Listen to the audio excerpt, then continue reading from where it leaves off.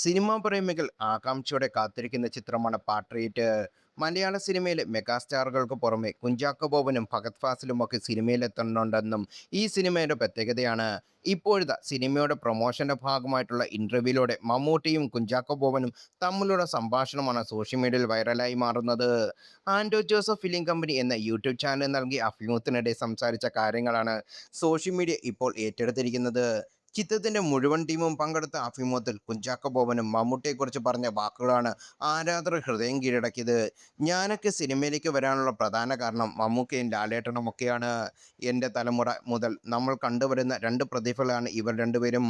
മമ്മൂക്ക ഇപ്പോഴും പുതിയ കാര്യങ്ങൾ ചെയ്യുന്നു, പുതിയ രൂപങ്ങൾ കാണിച്ചു തരുന്നു, നമ്മളെ രസിപ്പിക്കുന്നു. എനിക്കും ശേഷമെത്തിയവർക്കും അദ്ദേഹം ഒരു പ്രചോദനമാണ്. ശരിക്കും നമ്മളൊക്കെ കണ്ടുപഠിക്കേണ്ട പാഠപുസ്തകമാണ് മമ്മൂക്കയുടേത്. ഇതായിരുന്നു കുഞ്ചാക്കോ ബോബൻ പറഞ്ഞ വാക്കുകൾ. ഇതിന് മറുപടിയായി മമ്മൂട്ടി തൻ്റെ പതിവ് ഹാസ്യ ശൈലിയിൽ നന്ദി നന്ദി, ഇതൊക്കെ ഞാൻ രാവിലെ പഠിപ്പിച്ചു പറഞ്ഞ കാര്യങ്ങളാണ് എന്ന് പറഞ്ഞ് ചിരിക്കുകയായിരുന്നു. വേദിയിലുണ്ട എല്ലാവരും ഒരുപോലെ സോഷ്യൽ മീഡിയയിലുള്ള ആരാധകർ ഈ മറുപടിക്ക് ചിരിച്ചു. ആൻഡോ ജോസഫ് ഫിലിം കമ്പനിയും കിച്ചപ്പ് ഫിലിംസ് എന്നിവയുടെ ബാനറിൽ ആൻഡോ ജോസഫും കെ അനിൽകുമാർ എന്നിവരെ ചേർന്ന് പാട്രിയറ്റ് നിർമ്മിക്കുന്നത്.